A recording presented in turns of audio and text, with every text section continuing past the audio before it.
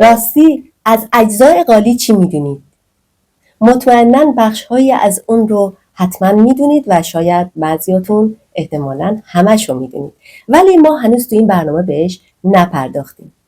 بریم که اجزای قالی رو بدونیم که چی هستن و ضرورتش برای این برنامه.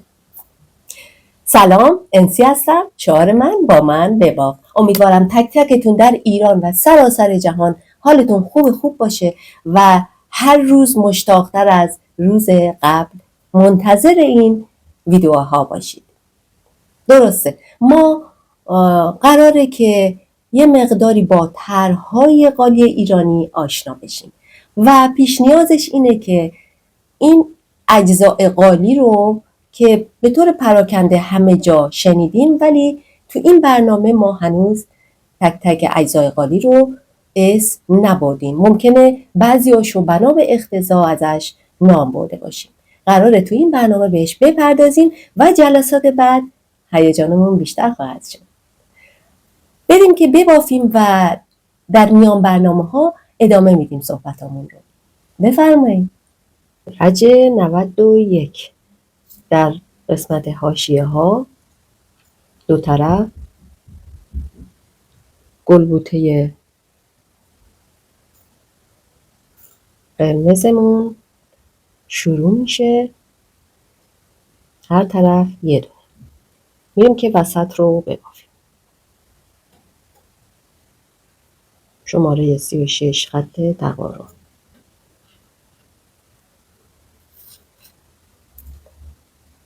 و کناره های تنه درخت از طرف چپ شماره 27 و 26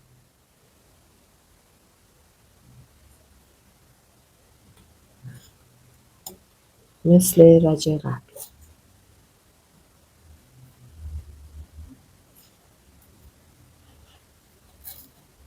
البته رج قبل 3 تا بود، الان تبدیل به 2 تا شده. در قسمت راست نقشه هم 3 تا بود رج قبل، شماره های 44 45 و 46 بوده.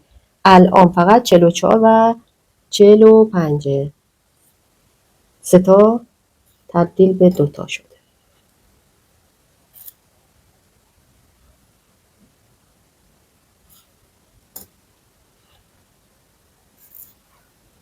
دیگه بافت دیگه ای نداریم. بریم که سبزها و قرمزها رو ببافیم و برگردیم.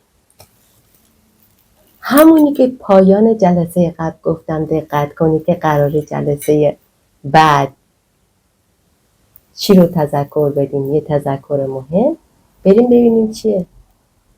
بله، رج 91 رجی هستش که ما به پایان اون کدبندی 13 رجمون میرسیم و من یه تعداد دیگه حدود 1 سانتی هم برای خودم آماده کردم. شما نمیدونم در چه مرحله ای هستین. دوست عزیزی که این سوال الان برات پیش اومد که کدبندی چیه، به اون ویدئویی که میذارم براتون مراجعه کنید و مسئله رو اونجا قشنگ بشینید حلاجی کنید و خیالتون راحت بشه. مسئله سختی نیست، خیلی راحت قابل درک.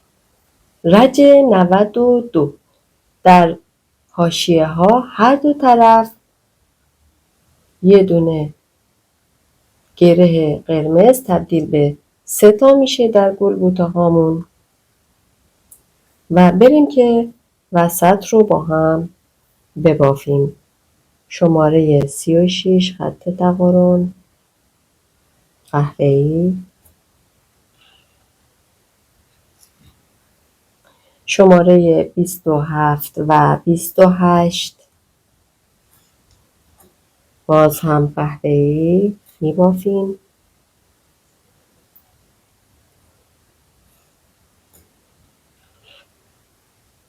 کناره سمت چپ، سمت راست هم 44 و 45 قهوه‌ای میشن.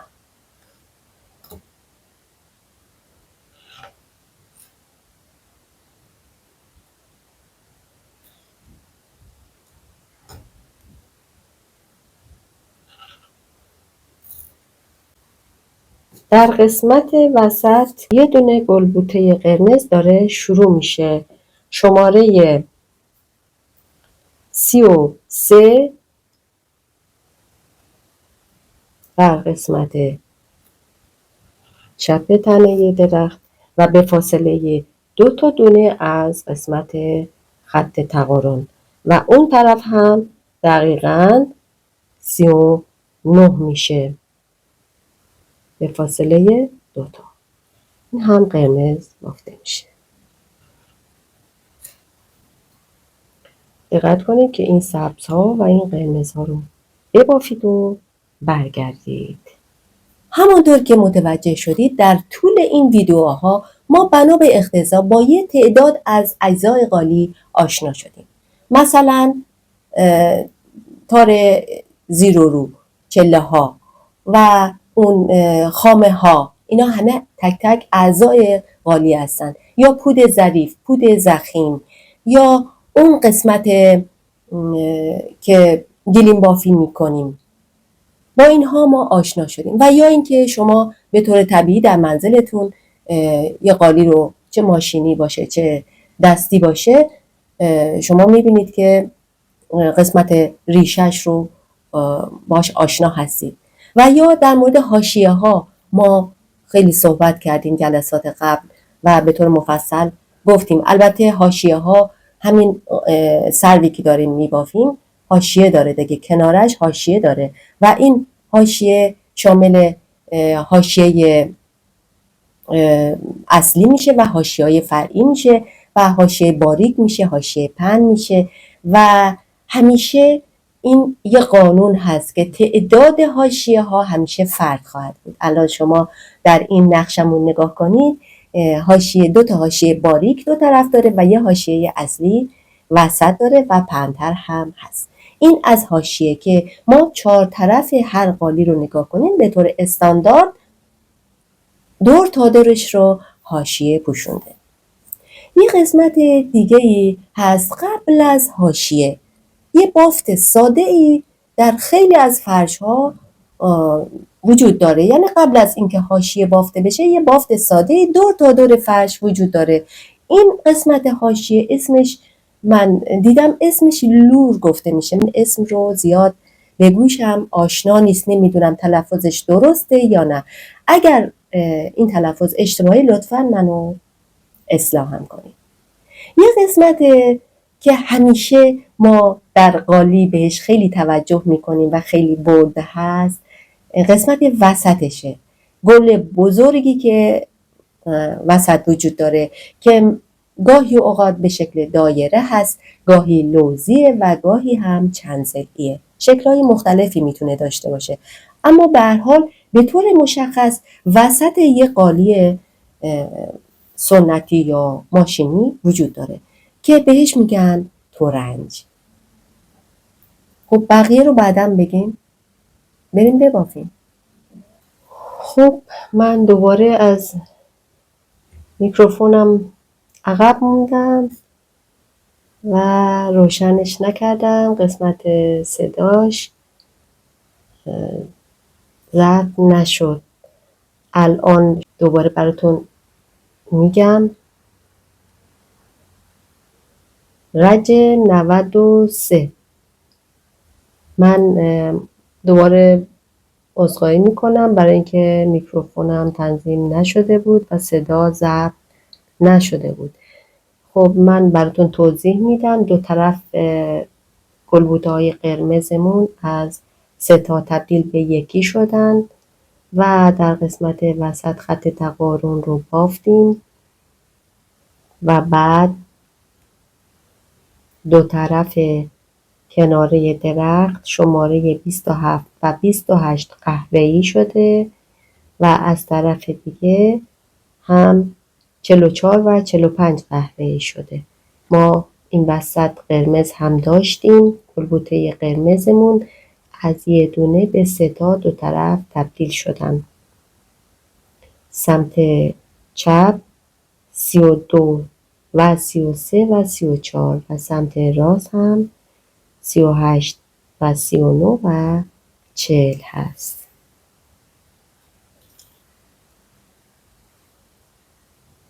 دیگه اینجا چالش دیگه ای نداریم جز اینکه تاکید کنیم که اینجا سبزها که یه دونه هستن رو جا نذاریم. بریم اینا رو ببافیم و برگردیم. بعد از ترنج شما قسمت بالاتر دو طرف ترنج یه گل‌های کوچکتری رو، یه مجموعه گل کوچکتری رو منسجم می‌بینید که بهش سرترنج گفته میشه، کلاله گفته میشه. بعضی از اینها دو قسمتی هستن، بعضی ها یه قسمتی هستن، بهشون هیکل هم گفته میشه. من این چندتا رو متوجه شدم. و یه بخش دیگه از قالی که بعد از حاشیه ها در چارچوب این قالی وجود داره و شما میتونید به راحتی ببینید، یه حالت لچکی ماننده، بهش میگن لچک، حالت سگوشه. شما دقت کنید گلهای خاصی داره و مخصوص همون 4 قسمته و بهش میگن لچک. و شما اگر خود قالی رو یه بوم فرض کنید، همه آنچه که الان نام بردیم از حاشیه گرفته، تورنج، سرتورنج، لچک، همه اینا توش وجود داره. خب یه جاهایی رو میبینید که با گل‌های مختلف، اگر نقش گل باشه یا اگر نقش چیز دیگه باشه با اون پر میشه، بهش میگن متن یا زمینه. که در همین کار سرد خودمون اون قسمت هایی که قرمز میبافیم و غیر از اون درخت سرد رو بهش میگن متن یا زمینه. من فکر میکنم که تقریبا همه اجزای قالی رو نام بردم. اگر شما فکر میکنید باز چیز دیگه ای هست و واقعا من نشنیدم، شایدم یادم رفت که بگم، لطفاً در قسمت نظرات به من بگید و همه ما بگید. ممنون از مشارکت تک تک شما. مرسی از شما. بریم بقیه کار رو ببافیم. دوست عزیز، حتی اگه من یه بار یادم بره، شما لایک و سابسکرایب رو فراموش نکن و اون زنگوله رو بزن و از دوستاتم دعوت کن. مرسی که هستی. رج 94 در حاشیه ها فقط سبز کمرنگ و پررنگ داریم، خط فاصله. بریم که وسط رو ببافیم. شماره 36 طبق معمول، رنگ قهوه‌ای، خط تقارب. و بعد در کناره های درخت 27 و 28 و 29 قهوه‌ای میشه، 3 شماره.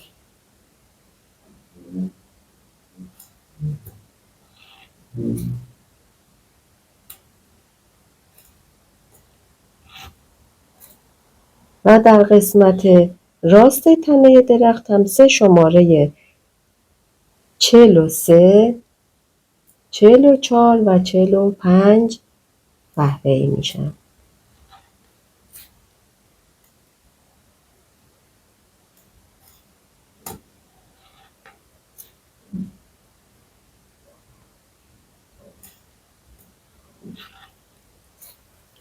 با قهوه‌ای الان دیگه کاری نداریم، ولی قرمز داریم. گلبوته قرمز داشتیم رج قبل، ما 3 تا بافتیم از هر کدوم و الان این 3 تا تبدیل به یکی میشن. این سمت شماره 33 قرمز میشه و سمت دیگه شماره 39 قرمز میشه.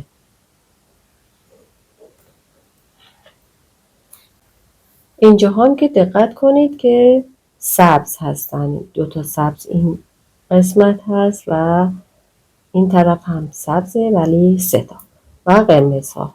بریم ببافیم. موضوعی رو میخواستم مدت ها بهتون بگم، فرصت نمیشد.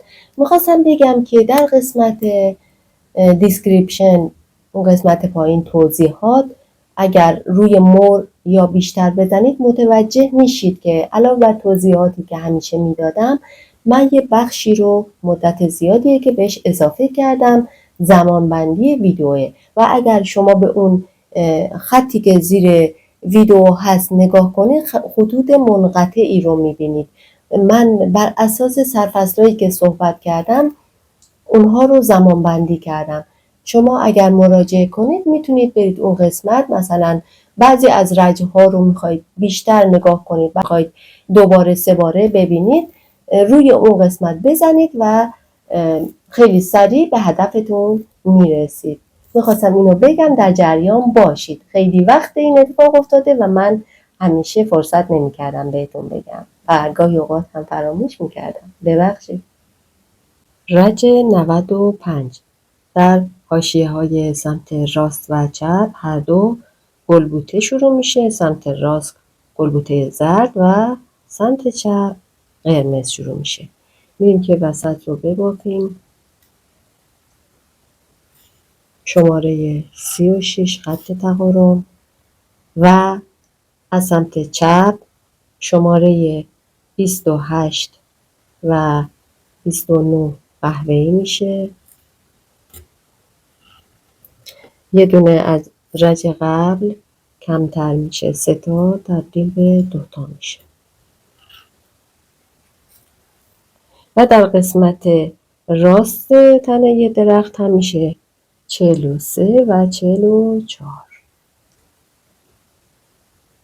اونم قهوه‌ای مثل همیشه. اونم از 3 تا تبدیل به 2 تا شده.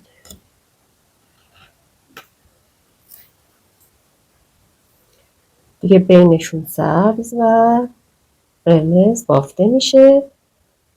بریم که ببافیم. ما این جلسه هم 5 رج تونستیم ببافیم، از رج 91 تا 95. روز شب خوبی در انتظار همه شما باشه.